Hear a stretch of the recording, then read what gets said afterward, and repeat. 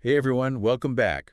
Ready for another deep dive? Always. What are we digging into today? Well, today we're heading straight into the Hollywood Hills and to the courthouse, actually. Oh, Remember Heidi Montag and Spencer Pratt? from the hills, right? Yeah, exactly. Well, they're suing the city of Los Angeles. No way. What for? Well, get this. They lost their home in those awful Pacific Palisades wildfires back in December. Oh, wow. Yeah, those fires were just devastating. Totally. And their lawsuit is claiming the city's water infrastructure failed.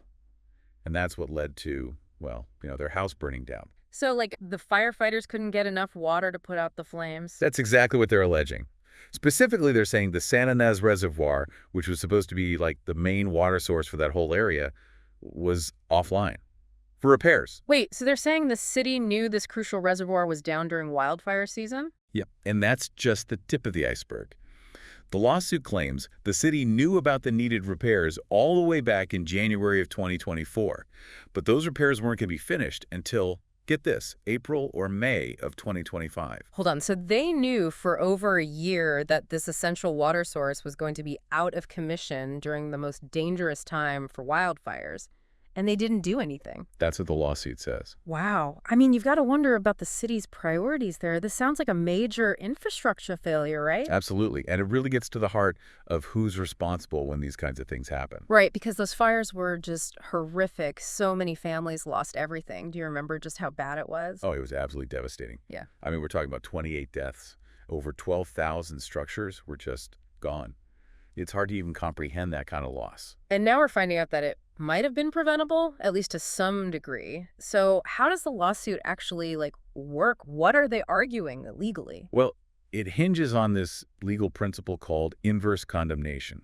Inverse condemnation. Okay. I'm not a lawyer. What's that all about? Basically, it means that utilities are responsible for damages caused by their equipment. Yeah.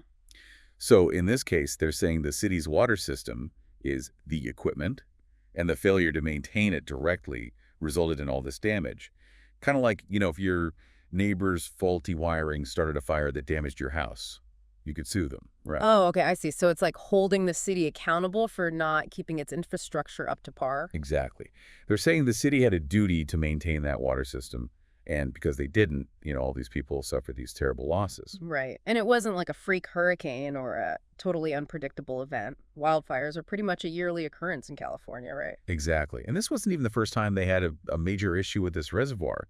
So it's not like they couldn't have seen this coming. So has this inverse condemnation thing been used in cases like this before? Actually, yeah. There was this big case back in 1998 in Texas. Texas. Yeah, so there's this group of homeowners, and their properties kept flooding because of a highway construction project. And the court actually sided with the homeowners because they said the state, even though they didn't mean to cause the flooding, they were still responsible. Wow, interesting.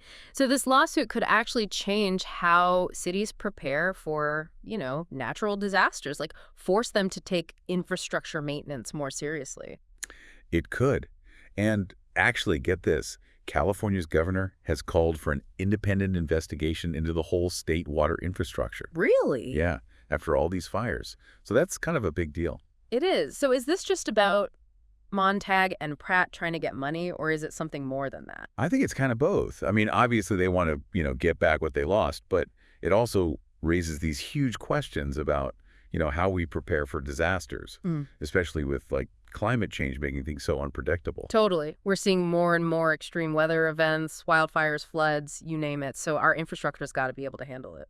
Right. So it's about more than just this one case. It's about, what can we learn from this? How can we make sure our communities are as safe as possible? Exactly. Because the next disaster could be just around the corner, right? Ugh, don't remind me. It's something to think about, for sure. What do you think? I think you've given us a lot to consider, that's for sure. It's a really complex issue with no easy answers. Nope, no easy answers at all. Yeah. But definitely worth talking about. Absolutely. Thanks for bringing this case to light. Of course. And thanks to all of you for listening. Until next time.